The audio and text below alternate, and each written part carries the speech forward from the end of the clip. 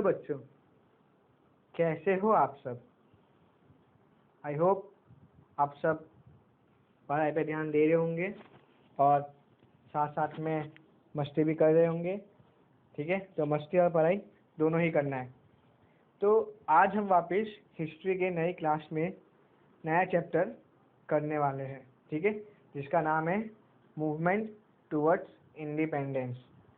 ठीक है, last class में हमने पढ़ा था कि national movements in India, Bharat के अंदर कौन कौन सी ना मूवमेंट हुई थी, सत्याग्रह हुआ था, जिसके अंदर हमने देखा था कि जो गुजरात के अंदर किस किसने सत्याग्रह किया, गुजरात के बाहर, देश के बाहर विदेश में किसने सत्याग्रह किया। हमने ना जलियांवाला बाग के बारे में पढ़ा। ठीक है, हमने रॉलेट एक्ट के बारे में पढ़ा। ठीक है, तो ये सब हमने पढ़ा। तो आज हम सेकेंड इसका जो फेज है, ठीक है, सेकेंड फेज जो कहते हैं आज़ादी के लिए, जो 1920 से 1947 या 1922 से 1947 तक का टाइम है, उसको सेकेंड फेज कहते हैं। इसके पहले जो एक भी एक्टिविटीज हुई थी वो फर्स्ट फेज। ठीक है, जो पहला पार्ट कहते हैं ना कि मूवी का फर्स्ट पार्ट है, मूवी का सेकेंड पार्ट, जैसे KGF का सेकेंड पार्ट अभी आने वाला है, तो वैसे ये फर्स्ट पार्ट था इंडिपेंडेंस के लिए जो भी ना सत्याग्रह हुए थे। अब हम सेकेंड पार्ट पढ़ने वाले, जिस सत्याग्रह ने हमें रियली में इंडिपेंडेंस की ओर लेके गए। ठीक है, तो ये क्लास कौन कौन स्टूडेंट्स देख सकते हैं, 9th स्टैंडर्ड के, 10th स्टैंडर्ड के। ठीक है, और जिनको हिस्ट्री पसंद है, जिनको पढ़ना अच्छा लगता है हिस्ट्री, वो भी देख सकते हैं। ठीक है, ये वीडियो। और सब मेरे को कह रहे थे अपना नाम लिखने के लिए, तो फिर मैंने आज थोड़ा चेंज भी किया है, अपना नाम भी लिखा है। तो मेरा नाम राकेश है और मैं आपको हिस्ट्री पढ़ा रहा था। ठीक है, तो आई होप आपको मेरा नाम भी याद रह गया हो गया। ठीक है, तो अब चलिए आगे बढ़ते हैं। तो आज का जैसा हमारा टॉपिक है मूवमेंट टुवर्ड्स इंडिपेंडेंस। ठीक है, आज़ादी की तरफ जो भी सत्याग्रह हुए, जो भी सत्याग्रह हुए थे, हमें उसके बारे में आज पढ़ना है। तो सबसे पहले आता है साइमन कमीशन। ठीक है, तो साइमन कमीशन क्या था, मैं आपको एकदम नट से एकदम शॉर्ट में बता देता हूँ, ताकि आपको जो भी पॉइंट्स है, जो भी एंटी के रिलेटेड पॉइंट्स है, आपको वही याद रखने की जरूरत है। बाकी सारा चीज़ हमें याद नहीं रखने की जरूरत है। ठीक है, जो जो चीज़ें हमें जाननी चाहिए as a student, as a Indian student भी, कि भाई हाँ हमारी हिस्ट्री में क्या क्या हुआ था, वही मैं आपके साथ डिस्कस करूँगा। ठीक है, तो चलिए समझते हैं इसको।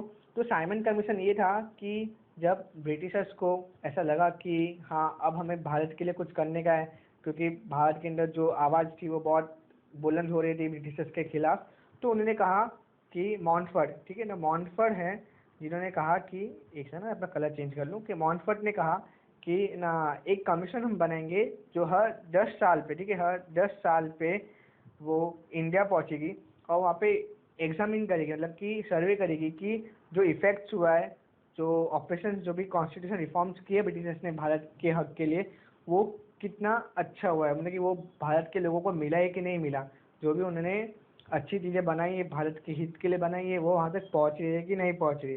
तो वो सर्वे करने के लिए उन्होंने एक कमीशन बनाया था, जिसका नेतृत्व कौन करे थे, सर जॉन साइमन, और उसके 7 अलग मेंबर थे। ठीक है, तो वो भारत के अंदर आते हैं, देखते हैं कि भारत की क्या क्या डिफिकल्टी है, क्या क्या चीज़ें हुई, और 10 साल के बाद फिर वो अपना एक रिपोर्ट सबमिट करते हैं, जिसके बाद से जिसके ऊपर से फिर सरकार देखती है कि हाँ ये चीज़ें खराब है, इन्हें हमें ठीक करना है। तो आप पता है आपको एक बात, इसके अंदर क्या था कि जो 7 के 7 अलग मेंबर थे वो सब ब्रिटिशर्स के थे।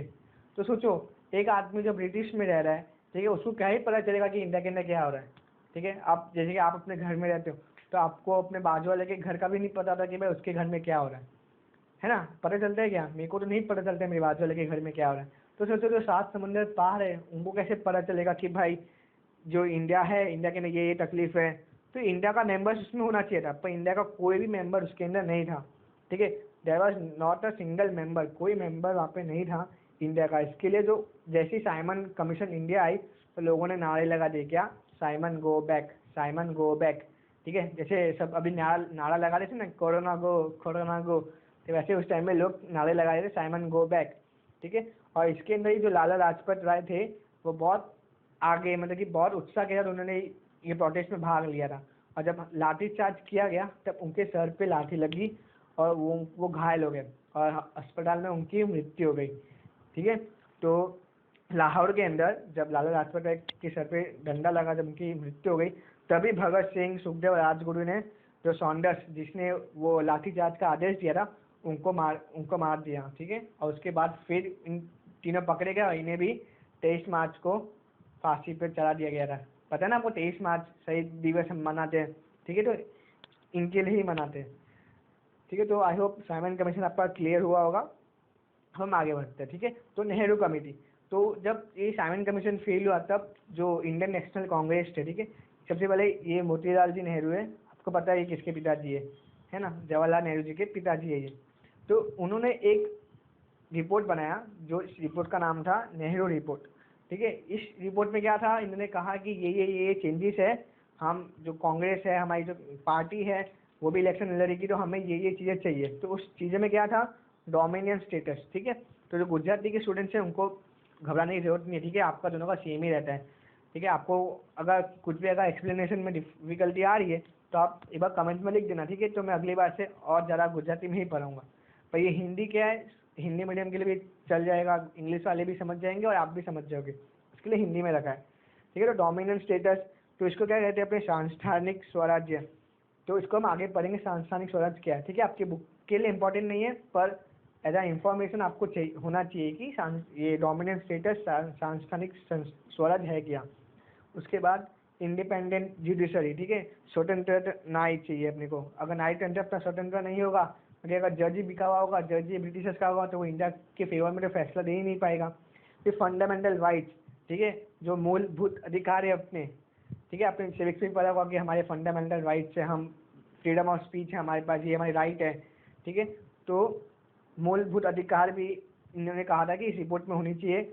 और ये एडल्ट सफरेज, ठीक है, तो मतलब ये क्या था कि आपको जो है मताधिकार, उनके वोट देने का स्टेटस भी था आपके पास, ठीक है। तो ये सब होना चाहिए, ये सब उस टाइम पे इंडियन के पास नहीं था।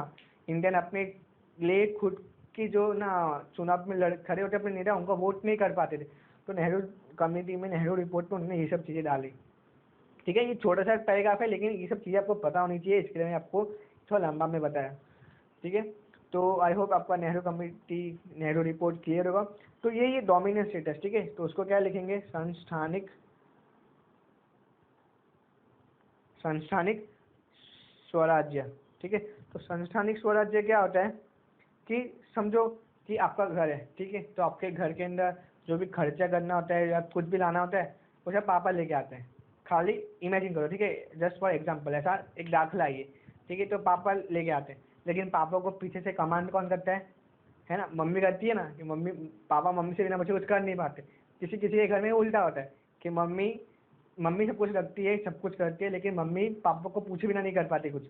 हमें लगता है कि सब कुछ मम्मी ने किया है, और फिर मम्मी को भी पूछना पड़ता है पापा से, ठीक है। तो हमें ऐसा लगता है कि भाई हाँ, घर की रानी तो मम्मी है या घर की राजा तो पापा है, लेकिन फिर उनको भी अपनी ना बीवी से पूछना पड़ता है, ठीक है। तो मेरे घर पे तो मेरे पापा ही सब कुछ लेके आते हैं, लेकिन चलती मेरी मम्मी की है, ठीक है। तो इसको बोलेंगे भी सांस्थानिक स्वराज्य, कि सेल्फ गवर्नमेंट, मतलब कि आप खुद से रूल कर सकते हो, लेकिन आप जो ये तीन क्षेत्र है, ठीक है, फॉरेन रिलेशंस, फॉरेन मतलब कि विदेश नीति जो आप बनाओगे वो आप खुद से नहीं बना सकते।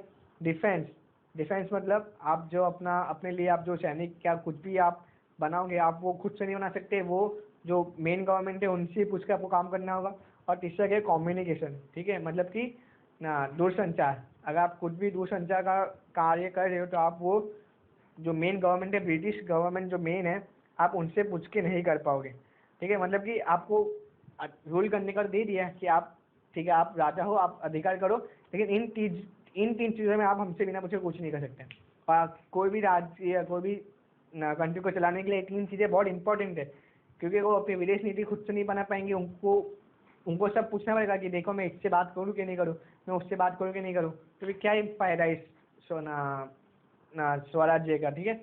और डिफेंस, अगर हम अपने मुताबिक अपने आर्मी भी नहीं चॉइस कर सकते तो उसका कोई मतलब नहीं है। कम्युनिकेशन, देखो ये भी नहीं था, मतलब कि अभी हम दूर संचार ही नहीं बना पाएंगे कि एक दूसरे से बातें कैसे करनी है, हम अपने संदेश कैसे फैलाए। अगर हम संदेश को दे रहे तो वो भी ब्रिटिश सरकार को पूछ के देना पड़ेगा कि हमें ये संदेश देना है।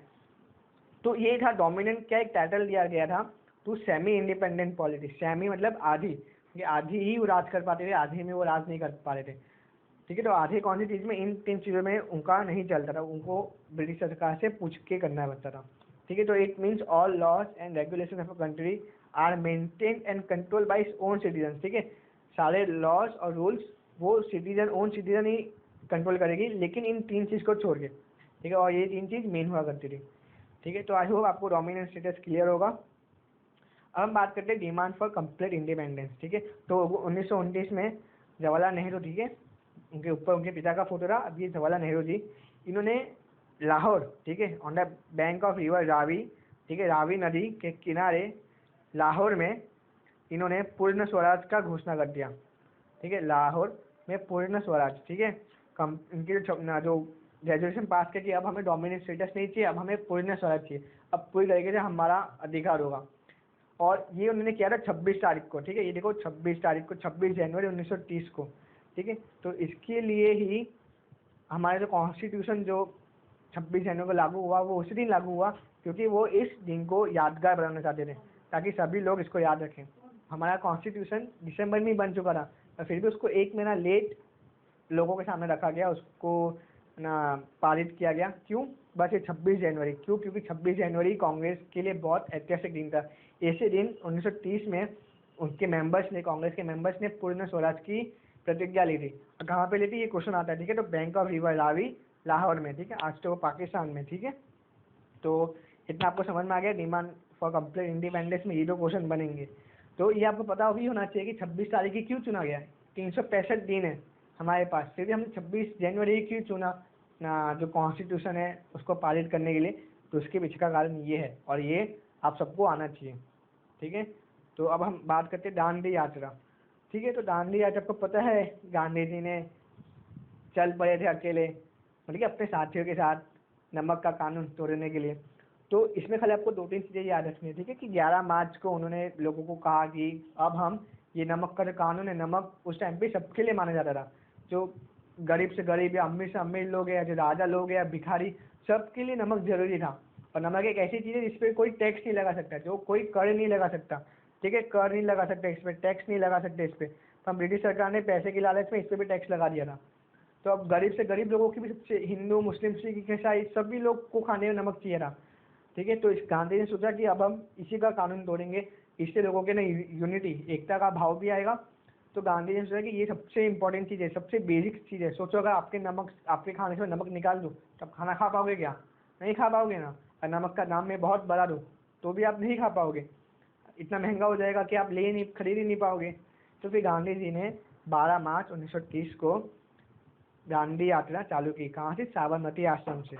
और उन्होंने क्या कहा था 29 मार्च को कि मैं ना कौए या कुत्ते का मौत मरूंगा, लेकिन मैं आश्रम नहीं जाऊंगा विदाउट अटेंडिंग पूर्ण स्वराज। जब तक मेरे को पूर्ण स्वराज नहीं मिलेगा तब तक मैं आश्रम नहीं जाऊंगा। इसको गुजराती में क्या कहा था उन्होंने? ठीक है। कि हूँ ब्रिटिश साम्राज्य रूपी इमारत, सॉरी, इसमें कहा था कि कागरा कुतराना मौते मरीश, परंतु स्वराज मरे नहीं, ત્યાં સુધી आश्रम में पाछो नहीं फरीश। ठीक है। कि मैं कुत्ता और ना जो कागरा है उसका मौत मरूंगा, कौवे का मौत मरूंगा, लेकिन वापस नहीं आऊंगा। तो यही, तो ये आपको याद रखना है कि देखो यहाँ से चालू हुए थे, अहमदाबाद से, यहाँ से आके फिर वापी में नवसारी पे उन्होंने तोड़ा। ठीक है। तो यहाँ पे उन्होंने जितने छोटे छोटे गाँव आते थे, विलेजेस आते थे, वहाँ पे सभा करते थे, रात में लोगों को एक जागरूक करते थे कि भाई इंडिया के लिए हमें ये करना है, वो करना है। तो कुल जो सफ़र था वो 370 किलोमीटर का था। ठीक है। और 370 किलोमीटर तक वो पैदल चल के वो फिर लास्ट में 24 दिन के बाद 5 अप्रैल को दांडी पहुंचे। ठीक है। शाम को। और सुबह सुबह अगले मॉर्निंग 6 अप्रैल को उन्होंने ना सॉल्ट का एक मुट्ठी उठाया और कहा कि मैंने सॉल्ट लॉ तोड़ दिया है, ब्रोकन द सॉल्ट लॉ। ठीक है। तो आपको याद रखने का है कि वो कब दांडी पहुंचे थे? 5 मार्च अप्रैल को। और सॉल्ट का लॉ कब तोड़ा उन्होंने? 6 अप्रैल को। ठीक है। तो I have broken the salt law. तो अब जो महादेवी देसाई है, ठीक है, महादेव भाई देसाई, उन्होंने इस इवेंट को महाभिनिष्क्रमण से कंपेयर किया है। ठीक है। किससे? महाभिनिष्क्रमण। तो आपको कमेंट में मुझे ये बताना है कि महाभिनिष्क्रमण क्या है।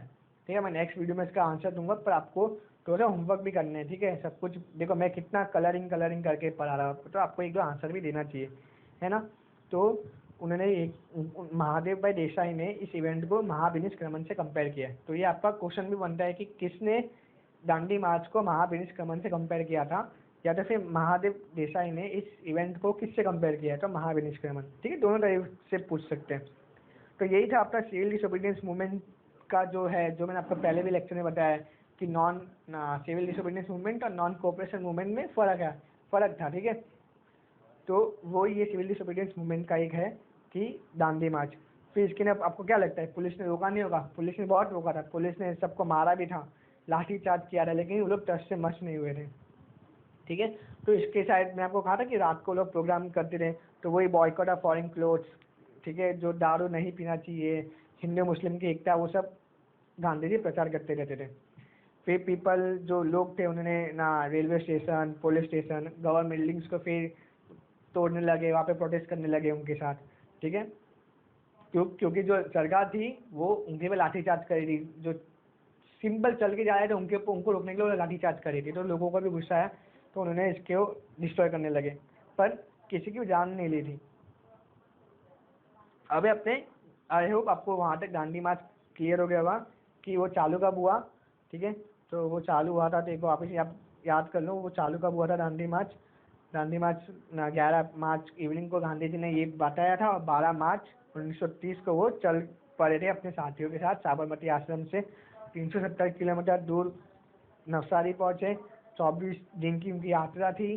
5 अप्रैल को वो पहुंचे और 6 अप्रैल को उन्होंने नमक का कानून तोड़ा, और उन्होंने क्या कहा था कि मैं जो हूँ, जो ब्रिटिश सरकार है उसके जो फाउंडेशन है, ठीक है, उसके पाया जो हूँ ब्रिटिश सरकार ने इमारत में पाया में लोनो लगा रहा हूँ, कि मैं जो सॉल्ट लगा रहा हूँ मैं ब्रिटिश सरकार के फाउंडेशन पे। अगर आपको पता होगा कि आप कोई भी बिल्डिंग बनाते हो, अगर आप उसमें नमक डाल दोगे ना इसके फाउंडेशन में, तो वो फाउंडेशन है ना, जो पाया जो बेस, वो बहुत वीक हो जाएगा। और वीक हो जाएगा, अगर कोई किसी का बेस ही वीक है, किसी का पाया ही वीक है, तो उसके ऊपर इमारत कितनी देर रुकेगी, आराम से टूट जाएगी। ठीक है, वो ज़्यादा देर खड़ी नहीं रह सकती। तो गांधी जी का कहने का मतलब ये था।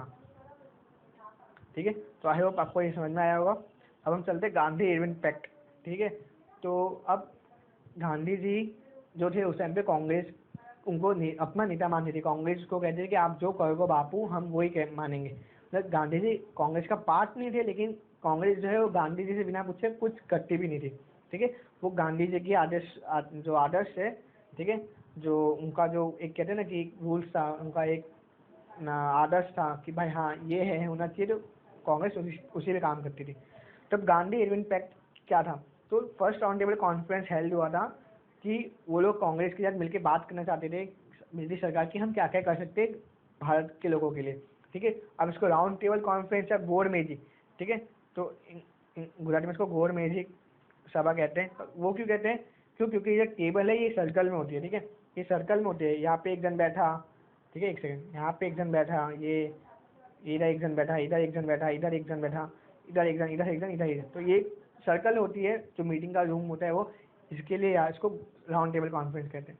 और इसका मतलब क्या होता है, इसका मतलब कि देखो अब सर्कल का कोई भी पॉइंट देखो, कोई भी ऐसा नहीं है कि कोई किसी से बड़ा है कोई किसी से छोटा है। इसका मतलब होता है कि सब एक दूसरे से बराबर है। ठीक है, तो सबकी बात बराबर से मानी जाएगी, इसके लिए इसको कहते हैं राउंड टेबल कॉन्फ्रेंस। तो ये चीज़ एक भी आपको पता होनी चाहिए। ठीक है, गोरमेजी। तो यही जो first round table conference fail हो गया था, क्यों, क्योंकि उसके लिए कांग्रेस का एक भी लीडर आया नहीं था। तो अब कांग्रेस को मनाने के लिए जो इरविन है, ठीक है, उन्होंने गांधी जी के साथ समझौता किया कि आप जो है कांग्रेस की तरफ से आप आओ, या आप कांग्रेस को मनाओ कि वो इस राउंड टेबल कॉन्फ्रेंस गोलमेजी सभा में पार्टिसिपेट करें। तो इसी पैक्ट को इसी जो समझौता हुआ उसको कहा जाता है गांधी इरविन पैक्ट। ठीक है, मार्च 1931 का। तो और फिर सेकेंड जो राउंड टेबल कॉन्फ्रेंस में गांधी जी खुद गए थे। ठीक है, उनका कांग्रेस का रूप बंक, मतलब कि कांग्रेस की तरफ से वो खुद ही गए थे, पर फिर उनको भी वो पसंद नहीं है, जो भी पॉइंट्स ब्रिटिश सरकार ने रखी थी वो सब रिलीजियस कम्युनिटी के खिलाफ थी। मतलब कि वो इंडिया को धर्म के नाम पे बांटना चाहते थे कि इस धर्म के लिए अलग करेंगे, इस धर्म के लिए अलग करेंगे, पर गांधी जी वो नहीं चाहते थे। तो गांधी जी ने उसके लिए जो भी पॉइंट्स रखे थे उस सबसे उन्होंने इनकार कर दिया कि हम नहीं मानेंगे। ठीक है, तो फिर हम चलते लास्ट मूवमेंट जो इंडिया का हुआ था, क्विट इंडिया मूवमेंट। ठीक है, तो 9 अगस्त 1942 को, ठीक है, तो गांधी जी ने कह दिया कि अब हम या तो करेंगे या तो मरेंगे। ठीक है, उन्होंने कहा कि अब हम आखिरी लड़ाई छेड़ रहे ब्रिटिश सरकार के खिलाफ। तो क्विट इंडिया मूवमेंट का रिजोल्यूशन पास हुआ था। उसका अगले दिन ही गांधी जी जो भी बड़े बड़े नेता थे, वल्लभ भाई पटेल, सबको जो अंग्रेज सरकार थी उन्होंने इसको हिरासत में ले लिया था।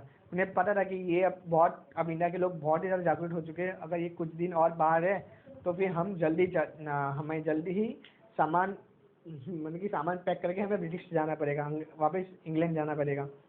लेकिन फिर भी जो उस टाइम के जो लोकल लीडर्स थे उन्होंने सत्याग्रह को रुकने नहीं दिया, ठीक है। न्यूज़पेपर बैन हो गए थे, सब अरेस्ट करे थे, लेकिन फिर भी जो लोग थे वो माने नहीं। उन्होंने गांधी जी ने ऐसा प्रवचन ऐसा कहा लोगों को कि डू या डाई, करो या मरो, है ना, या तो करो या मरो, आप नहीं करोगे तो कब करोगे, ठीक है। तो स्ट्राइक्स हुई थी, ठीक है। 1 lakh mill worker 75 cotton mill industry के वो काम से चले गए थे कि हम अब काम नहीं करेंगे। सोचो 1 लाख मिल वर्कर, जब कर्मचारी जो वो है वो काम ही नहीं करेगा तो फिर ब्रिटिश सरकार का पैसा कैसे आएगा, ठीक है। जब मजदूरी काम नहीं करेगा तो कोई फैक्ट्री कैसे चलेगी, ठीक है। फिर ना अहमदाबाद में 105 दिन तक, ठीक है, अपना अहमदाबाद में ही हुआ था, ठीक है, ये कॉटन मिल का। फिर कॉलेजेस और स्कूल्स ने भी स्ट्राइक कर दी कि हम कॉलेज स्कूल नहीं जाएंगे। फिर ना जो 3 और 3.5 मंथ के लिए अहमदाबाद के जो भी मार्केट है, बड़े बड़े मार्केट, रायपुर दरवाजा हो गया, ठीक है, आपको ज़्यादा पता है मार्केट्स के बारे में, तो वो भी क्लोज हो गए थे। फिर इसके साथ में कुछ हार्मफुल एक्टिविटीज़ भी हुई थी, क्योंकि अब जो सरकार थी वो तो दमन करेगी, वो तो लाठीचार्ज करेगी ना, तो उसके जो ना कहते हैं ना कि हर एक्शन का एक रिएक्शन होता है, ठीक है। तो वही कि वायलेंट बन गए थे लोग, पोस्ट ऑफिस जो टेलीग्राम ऑफिस थे उन सबको नुकसान पहुंचाते थे। तो अब जो सरकार थी वो फेल हो गई थी इस मूवमेंट को कैप्चर करने में। अब इसके पहले क्या होता था, ब्रिटिश सरकार जो थी वो कोई भी आंदोलन को दबा देती थी, पर इस बार वो नहीं कर पाई।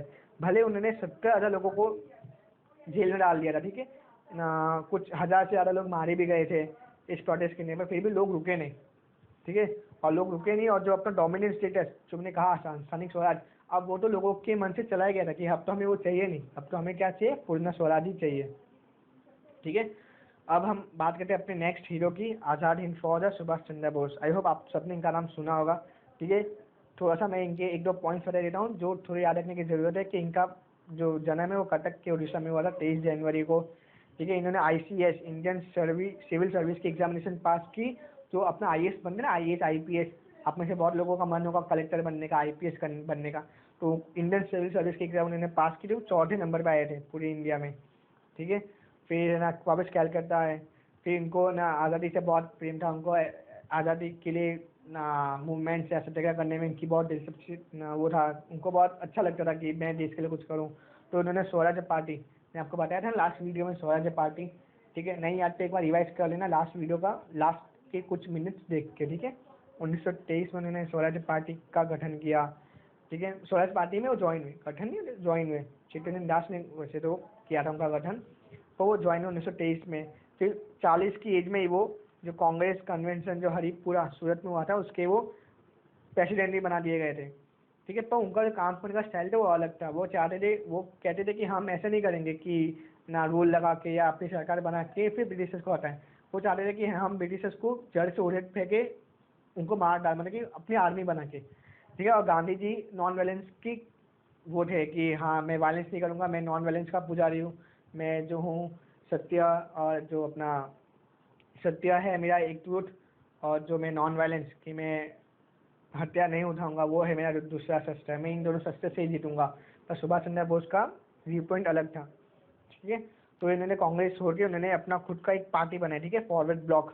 तो आपको नाम पूछेंगे, ठीक है, कि सुभाष चंद्र बोस ने अपनी कौन सी पार्टी बनाई थी, तो क्या नाम है, फॉरवर्ड ब्लॉक, ठीक है। पर इसी के लिए फिर उन्हें जो है ना फॉरवर्ड ब्लॉक के लिए जो पार्टी उन्होंने ब्रिटिश सरकार के खिलाफ में कुछ कार्य किया, तो उनको ब्रिटिश सरकार ने कहा कि जेल में डाल दिया। अब जेल में डाला तो वो क्या हुए, आम मरण अनशन पे उतर गए कि अब मैं कुछ नहीं खाऊंगा, जब तक मेरी मौत हो जाएगी फिर भी चलेगा, पर मैं कुछ नहीं खाऊंगा, देखिए। और आप देखना इनके पीछे उनकी बहुत बड़ी चाल थी, वो मैं आपके आगे बताऊंगा। वो बहुत ऊंची लेवल की सोचते थे वो, ठीक है।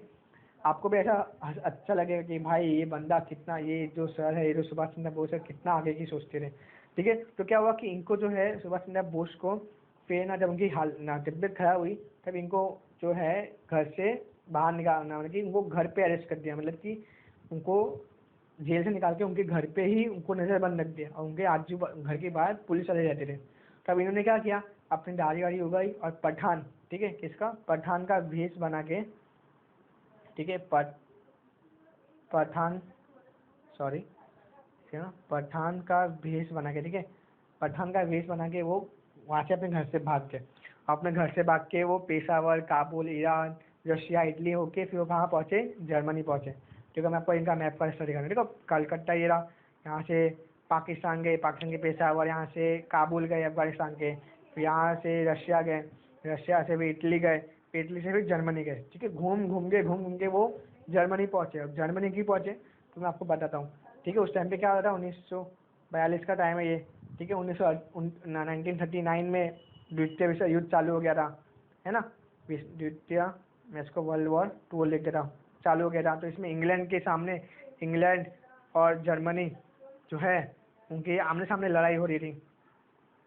ठीक है, तो अब कहते हैं दुश्मन का दुश्मन दोस्त होता है। तो बस तो जर्मनी से सुभाष चंद्र बोस हेल्प मांगने के लिए कि आप हमें आपकी हेल्प चाहिए, तो हम अपनी आर्मी बनाएंगे और हम ब्रिटिश सरकार के खिलाफ लड़ाई करेंगे, हम उनके सामने ना मोर्चा खोल देंगे। तो ये जर्मनी क्यों पहुंचे थे, इसके पीछे भी एक इंटरेस्टिंग स्टोरी है। क्या है कि जर्मनी में उस टाइम पे 4500 इंडियन सोल्जर्स थे। ठीक है, अब क्या इंडियन सोल्जर्स कैसे हुए, मतलब वो जो ब्रिटिश सरकार का जो राज चलता था, वो ब्रिटिश सरकार क्या करती थी, अपने इंडिया की जो भी टुकड़ी होती थी सेना की, उसको जहाँ पे दूसरी जगह जहाँ पे उनका राज चलता था वहाँ पे उसको वहाँ भेज दिया करती थी। आपको तो पता है ब्रिटिश सरकार का ना पूरे अर्थ पे मतलब कि हर जगह उनका शासन चलता रहा। मोस्टली हर कंट्रीज में जो है यूरोपियन कंट्रीज अपना शासन करती थी। तो ये तो आपको पता ही है ना, ये हमने पहले के चैप्टर्स में पढ़ा हुआ है। तो अब जहाँ पे उस समय वर्ल्ड वॉर चालू हो रखा था 1939 में, तो जहाँ पे भी सैनिक की कमी होती थी, ब्रिटिश सरकार इंडिया को बिना पूछे उन्होंने इंडिया को द्वितीय विश्व युद्ध में शामिल कर दिया था। ठीक है, बिना इंडिया को पूछे। तो उस टाइम पे जर्मनी के ने इंडिया के 4500 सोल्जर्स थे जो ब्रिटिशर्स के लिए लड़ रहे थे। तो जर्मनी ने उनको पकड़ लिया था, मतलब कि उनको प्रिजनर्स ऑफ वॉर कहते थे, कि वो लड़ते रहे थे ब्रिटिशर्स के लिए। पर फिर जब जर्मनी के साथ जब वो हार गए, जो इंग्लैंड वो हार गए, तो इंग्लैंड के जो भी सैनिक थे वो सब जेल में आ गए। और जेल में उस टाइम पे 4500 इंडियन के सोल्जर्स थे। तो इन्होंने कहा, सुभाष चंद्र बोस ने, कि आप हमें ये सोल्जर्स दे दो, हम इनकी सहायता से इनको ट्रेन करके हम ब्रिटिश सरकार के खिलाफ लड़ाई करेंगे। ठीक है, मतलब जो सोल्जर्स ब्रिटिशर्स के लिए लड़ रहे थे, अब उन्हीं को वो उनके खिलाफ लड़वाना चाहते थे। ठीक है, और उस टाइम पे हम इंडियंस से हमें आज़ादी की बहुत बहुत प्रेम था, तो हम खुशी खुशी वो भी हो गए थे। लेकिन फिर जब जर्मनी और जो हिटलर, ठीक है, उस टाइम पे हिटलर जो थे जर्मनी का तानाशाह था, आप सबको नाम याद है, और नेताजी अपने सुभाष चंद्र बोस। ठीक है, तो नेताजी, तो इन दोनों के बीच में फिर कुछ बात बनी नहीं, और फिर ये उस टाइम पे फिर जापान चले गए। अब जापान भी जर्मनी का साथ था, और उसका भी लड़ाई किसके हुआ था, जापान और इंग्लैंड का भी लड़ाई चालू था, है ना। तो जैसे मैंने कहा कि दुश्मन का दुश्मन दोस्त होता है, तो फिर इन्होंने कहा कि अब हम जापान की ओर चलते हैं। तो अगर आपको चाहिए कि मैं डिटेल में इसका वीडियो बनाऊँ कि वो क्यों गए, क्या हुआ था, तो एक बार कमेंट करना। ठीक है, तो मैं इसका तो फन फैक्ट में इसका अलग से वीडियो बना सकता हूँ अगर आपको इच्छा है तो। ठीक है, तो वो सबमरीन, ठीक है, सबमरीन के पनडुब्बी में वो पहुंचे थे जापान। ठीक है, तो देखो ये रास्ता भी दिखाया मैंने, देखो ये नदी समंदर में पनडुब्बी से वो पहुंचे थे। ठीक है, यहाँ से पहुंचे थे, यहाँ से चालू किया था, यहाँ पे पहुंचे थे फिर। ठीक है, अब जहाँ पे इंडियन नेशनल आर्मी वहाँ पे पहले से बनी हुई थी, उसकी भी एक बहुत हिस्ट्री है, थोड़ा उसके पीछे भी एक स्टोरी है, वो मैं डिस्कस करूँगा तो बहुत लंबा हो जाएगा इसके लिए। पर उन्होंने जो था वो इंडियन नेशनल कांग्रेस को फिर से अपने पैरों पे खड़ा किया। ठीक है, जो इंडियन नेशनल कांग्रेस बनी थी, जिसको किसने बनाया था, रास बिहारी बोस। ठीक है, तो आपको ये नाम याद रखना है, इंडियन नेशनल कांग्रेस बनाया किसने था सबसे फर्स्ट टाइम, तो रास बिहारी बोस। ठीक है, रास बिहारी बोस। ठीक है, या तो स्पेलिंग मिस्टेक हुई, ठीक है, रास बिहारी बोस, रास, समझ गए ना आप लोग यार, हाँ आप लोग स्मार्ट हो यार, मेरी हैंडराइटिंग थोड़ी खराब है, रास बिहारी बोस।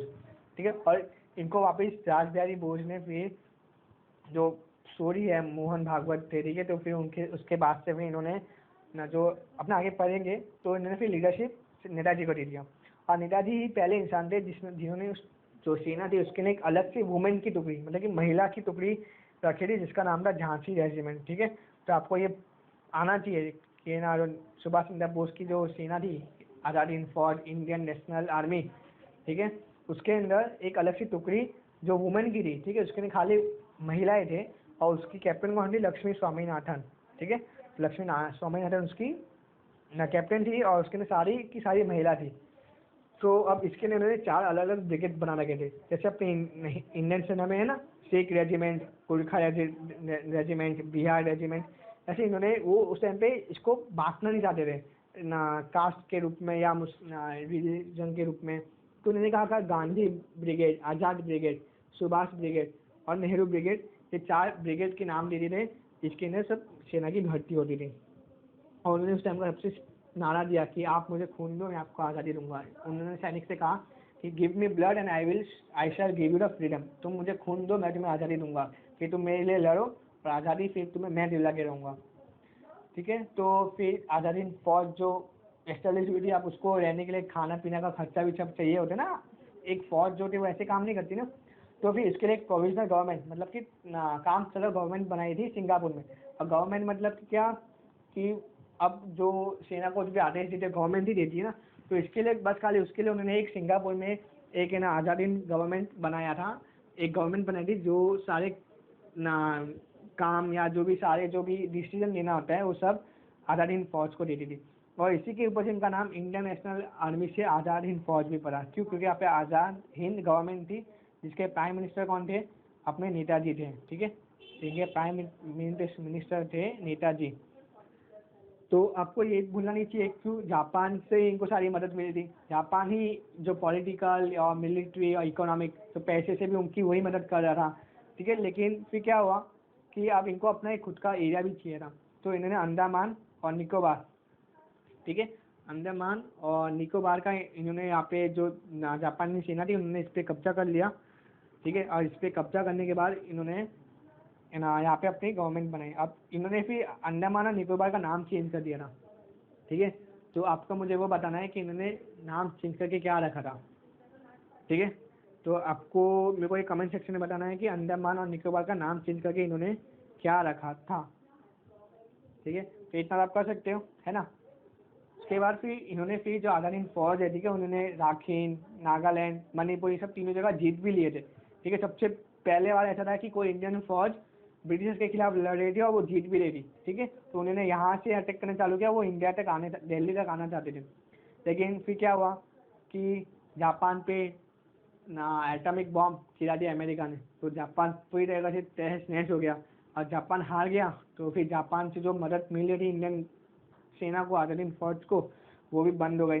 वो बंद हो गई तो ब्रिटिश ने इसका फ़ायदा उठाया और वो एयरक्राफ्ट, मतलब कि जहाँ पे भी इंडियन के सैनिक के ठिकाने थे वहाँ पे एरोप्लेन से वो ना जो उनके जो फाइटर प्लेन्स होते थे उससे वो हमला करी थी। और फिर इसी प्रकार जो इंडिया का जो आज़ाद हिंद फौज था उसको उन्होंने हरा दिया। और ये भी कहा जाता है 18 अगस्त 1945 को जो अपने सरदार जी थे वो टाइपाई एयरपोर्ट, ठीक है, जो टोक्यो में है, टाइपाई एयरपोर्ट ऑफ फॉर्मेसा, वहाँ से वो प्लेन में चढ़े थे, लेकिन वो प्लेन क्रैश हो गई और उनकी डेथ हो गई। पर आज ये मिस्ट्री अभी भी अनसॉल्व है कि कोई लोग कहते हैं कि वो प्लेन में उस दिन चढ़े नहीं थे, कोई लोग कहते हैं कि वो अभी तक उस टाइम तक जिंदा थे, वो मरे नहीं थे। तो और पर उनकी डेड बॉडी मिली नहीं थी, इसलिए किसी को कुछ पता नहीं था कि भाई क्या हुआ है उनके साथ। तो अपने कह सकते हैं, अपने इसके बाद अलग से भी वीडियो बना सकते हैं कि भाई हाँ कोई लोग कह रहे हैं कि मरे थे, कोई लोग कह रहे हैं कि नहीं मरे थे। ठीक है, तो अब हम ये बात हो गई आज़ाद हिंद फौज सुभाष चंद्र बोस की। अब हम बात करते हैं achieving independence and partition of India, जो भारत का जो बंटवारा हुआ उसके बारे में। तो जैसे कि ये जो जो भी आज़ाद हिंद फौज के जो भी सैनिक थे उन सबको ब्रिटिशर्स ने पकड़ लिया था, पकड़ के उन्होंने उनको जेल में डाल दिया था। पर फिर इंडियन जो लोग थे उनके अंदर बहुत इमोशन आ गया था, बहुत वो संवेदनशील हो गए थे कि भाई हमारी आर्मी है, हमारे लोग हैं, हमारे ही जवान हैं। तो जवाहरलाल नेहरू और जो बुलंद भाई देसाई है उन्होंने उनका केस भी लड़ा कि आप इनको जेल से रिहा कर दो। और जो लोग थे वो भी बहुत जोरों शोर से रोड पे आने लग गए। उसके साथ साथ ये एक म्यूटिनी ऑफ बॉम्बे, ठीक है, जो बनना एक विद्रोह हुआ था, एक छोटा सा विद्रोह है, उसको इतनी तवज्जो नहीं मिली अपने बुक के अंदर भी, यार इसको ज़्यादा लोग जानते भी नहीं है, पर ये बहुत इंपॉर्टेंट था ये भी। ठीक है, तो इसके लिए क्या होता कि जो बंदरगाह है, जो बॉम्बे हार्बर जो था, तो जो शिप होती है नेवी, नेवी के अंदर जो भी ना शिप्स होती है जो दुश्मन से लड़ाई करती है, तो नेवी के अंदर जो भी बड़े बड़े ऑफिसर्स थे ना वो सब ब्रिटिशर्स के थे। पर जो ना छोटे ऑफिसर्स थे, जो भी सैनिक थे नेवी के अंदर, वो सब इंडियंस थे। तो उनको क्या कहते थे, रेटिंग्स, उनको रेटिंग्स कहा जाता था। ठीक है, ये टर्म है, ये ऐसे कहते हैं ना कि ना प्राइम मिनिस्टर कहते हैं अपने, वैसे ही जो भी जो ऑफिसर्स के नीचे आते थे उनको रेटिंग्स कहा जाता था। तो इनके साथ बहुत भेदभाव होता था, ठीक है। उनको खाना ठीक से नहीं मिलता था, अच्छा खाना नहीं मिलता था, रहने शिप के अंदर रहने का अच्छा जगह नहीं था इनके पास। तो इसके अंदर 1946 में एक विद्रोह हो गया, एक ना कि एक जो टुकड़ी थी बॉम्बे हार्वर्ड की, उनको जब अच्छा खाना नहीं मिला तो फिर वो अनशन पे आ गए।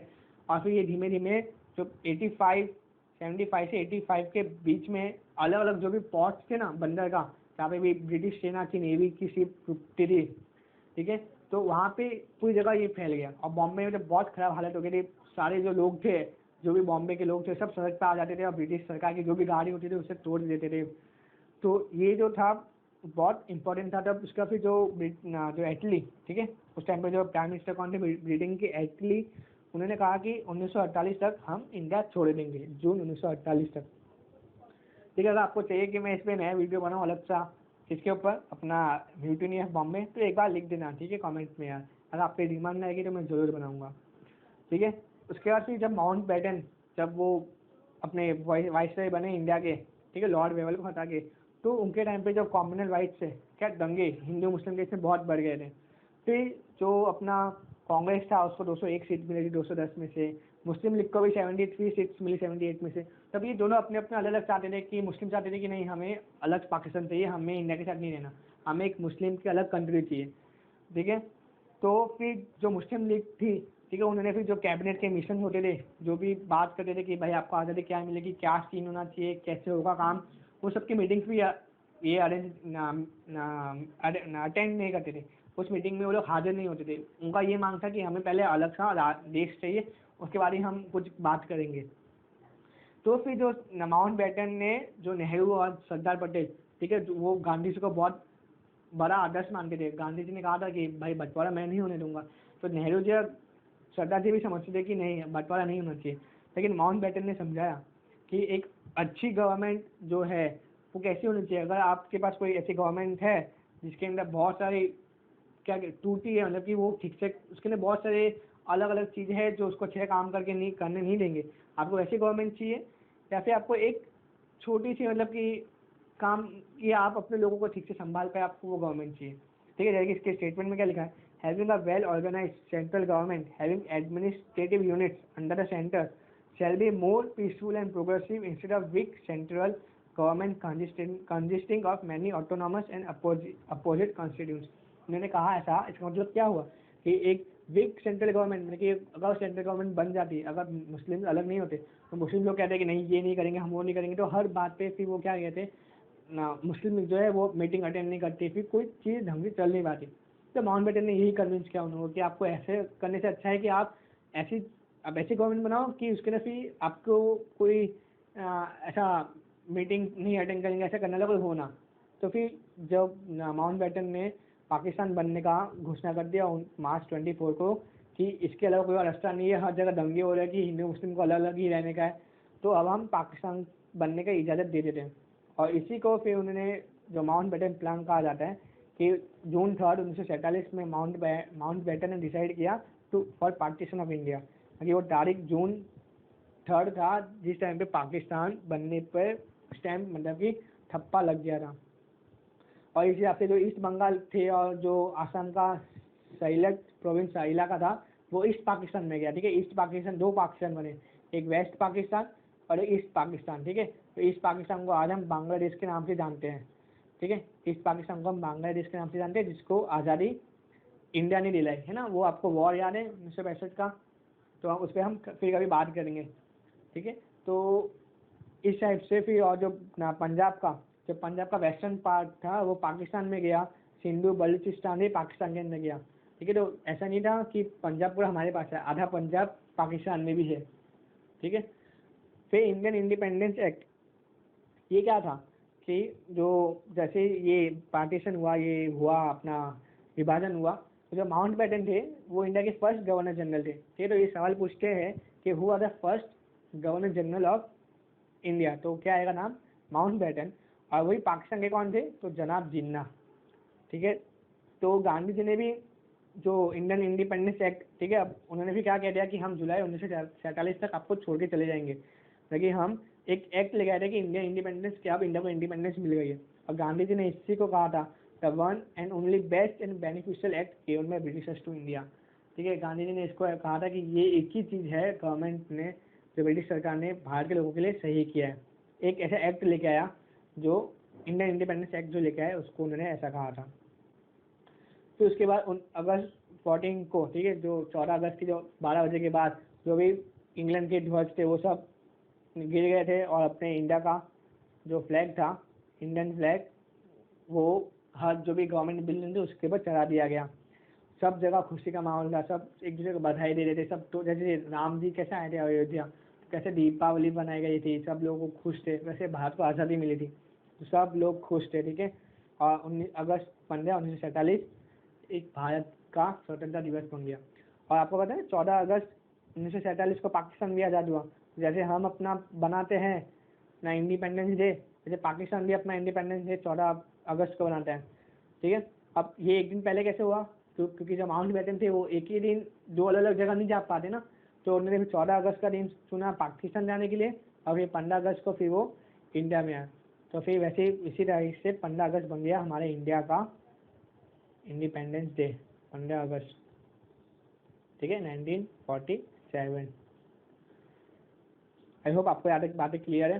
तो इसका जब इंडिया इंडिपेंडेंट हुई, जैसे आज़ाद हुई, जैसे कि आप सोचो आप कोई घर चेंज करते हो, ठीक है, आप दूसरी जगह रहने जाते हो, तो आपका एक ही बार में चेंज कर लेते हो क्या घर? आपको तकलीफ आती है ना, आपको सामान पहुंचाना पड़ता है, कभी कभी फर्नीचर नहीं बना होता है ठीक से, कलरिंग हो रहा होता है, तो कितनी दिक्कत आती है। अगर आप में से किसी ने भी घर चेंज किया होगा, अपना दूसरे घर में रहने गए होंगे, तो आपको पता होगा कि कितनी तकलीफ आती है। तो ये यहाँ तो देश चेंज करने की बात हो रही थी, जो भी मुस्लिम्स थे उनको वहाँ जाना था पाकिस्तान, जो भी हिंदूज थे उनको वहाँ से यहाँ आना था, है ना। और फिर जो भी मतलब कि ब्रिटिश सरकार के टाइम पे जो भी सिस्टम था, अब वो सिस्टम सब हटने वाला था, नया सिस्टम आने वाला था। ठीक है, तो ये 5 अलग टाइप के प्रॉब्लम थे, ठीक है, जिसको मैंने अलग अलग कलर से मार्क किया है कि रीऑर्गेनाइजेशन ऑफ मिलिट्री, कि जो मिलिट्री फोर्सेस थी अब उसको वापस एक ठीक से अच्छी तरह स्ट्रक्चर देना पड़ेगा। अब जो भी काम होते थे वो ब्रिटिश सरकार के ना अंतर्गत होते थे, वो देखती थी कैसे काम करना है, कैसे मिलिट्री को बनाना है, तो वो अब इंडिया को करना था। Disputes over assets and properties, अब कुछ लोग थे जिनकी यहाँ पे जमीन थी मुस्लिम्स की, कुछ लोग थे जिनके यहाँ पे जमीन थी, तो उसका भी देखना था। डेब्ट्स एंड क्रेडिट्स, ब्रिटिश सरकार के बहुत से जन को पैसे दिए थे, नहीं दिए थे, जो जमींदार थे उन सबका प्रॉब्लम। ठीक है, problem and settlements of refugees, refugees मतलब क्या, जो भी उस देश से इस देश में आ रहे थे, जो भी लोग आ रहे थे, तो उन सबको अपने वतन पहुंचाने के लिए बीच में अगर एक रुकना तो पड़ेगा ना उनको। ऐसा नहीं था कि यहाँ से आज पहुंचे कल, आज निकले कल पहुंच गए। तो जो रिफ्यूजीज थे उनको रुकने का, उनका खाने पीने का, public service and arrangement of civil servants, अब जो भी बड़े बड़े जो पोस्ट है अब वो तो खाली हो गए थे, अब ब्रिटिशर्स चले गए थे, तो उनको भरना, उनके लिए एग्ज़ाम लेना, जो काबिल है उनको वहाँ तक पहुँचाना, तो उनका फिर demarcation of international boundaries on eastern and western side of India. ठीक है, अब जो पाकिस्तान बन गया था तो अब बाउंड्री भी फिक्स करनी पड़ेगी ना, कि भाई यहाँ ये अपना बाउंड्री है, इसके उस पार तुम्हारा, इसके इस पार हमारा। तो ये सब प्रॉब्लम्स थी जो तुरंत आज़ाद हुई इंडिया और इंडिया के सामने थी ये, पर जो इंडियन के लीडर्स थे वो बहुत भली भांति लाते थे कि ऐसे ऐसे प्रॉब्लम्स आने वाली है। ठीक है, इसके लिए वो जो थे 1945 से ही 1945 से ही वो चीज़ें कर रहे थे, उनको पता चल गया था कि वो दूरदर्शी थे। ठीक है, इनको बोलते दूरदर्शी नहीं, तो दूर की देख पाते, इनको पता था कि भाई 2-3 साल में हमें आज़ादी मिल जाएगी, और इसीलिए इन्होंने काम करना ही चालू कर दिया था इस डायरेक्शन में कि हाँ भाई इंडिया को आज़ादी मिलेगी तो ये प्रॉब्लम्स आएंगे, और ये प्रॉब्लम्स आएंगे तो हमें इन्हें ऐसे ऐसे सॉल्व करना है। ठीक है, उसके बाद ना 26 जनवरी 1950 का अपना कॉन्स्टिट्यूशन भी पारित हो गया। तो ऐसा नहीं था कि जो इंडियन के लीडर्स थे उनको ऐसा कुछ पता नहीं था, वो बहुत दूरदर्शी थे। आप उनकी किताबें पढ़ोगे आपको पता चलेगा कि भाई वो कितने हाई लेवल की सोच सकते थे। ठीक है, तो अगर आपको ये सब समझ में आया तो यहाँ पे अपना ये चैप्टर कंप्लीट होता है। ठीक है, थैंक यू। अगर आपको ये अच्छा लगा, अगर बिल्कुल भी थोड़ा सा भी, तो प्लीज़ इसको लाइक कर देना। ठीक है, जो अंगूठा का बटन आता है वैसा उसको दबा देना, सब्सक्राइब कर देना। क्यों? क्योंकि ये हम आपके लिए कर रहे हैं, हमें तो कोई फ़ायदा है नहीं ना, मुझे कोई पैसे देने आ रहा है भाई ले ये पैसा ले और तू बना, हम तो आपके लिए कर रहे हैं। तो सब्सक्राइब आप ही करोगे तो आपके लिए अच्छा है, और शेयर करना है। शेयर क्यों? लेकिन देखो मैं अपना टाइम निकाल के आपके लिए बना रहा हूँ, तो आपके अच्छे के लिए कर रहा हूँ, तो आपको भी शेयर करना चाहिए। और जो भी मैंने सवाल पूछे उनको कमेंट करके बताना। अगर अपने कोई सजेशन या कुछ समझ में नहीं आया तो भी बताना, ठीक है, कमेंट करके कि सर मेरे को ये समझ में नहीं आया, सर आप ऐसा रखो, सर आप वैसा रखो। ठीक है, तो यहाँ पे मैं स्टॉप करता हूँ। Thank you. बाद मिलते हैं अगली क्लास में।